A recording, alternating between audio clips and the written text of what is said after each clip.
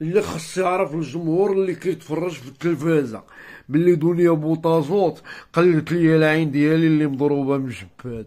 وكثر من هادشي شتي هاديك اللقطة اللي ذبحت فيها الحولي شرملاتو، هاديك راه خايدها لي اختي بوطازوط، خديتيها.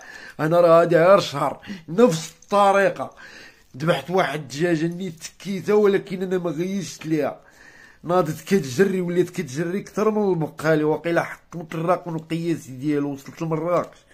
شد هداك عبد الله باعها مع السردين بخمسة دراهم، يلا تتا عبد الله شنو دجاجة بلدية بيضة ديالها كتسوى 3 دراهم تبيعها بخمسة دراهم، شتي تا والله ما فهمت بك حاجة بالله، فهمت بك والو.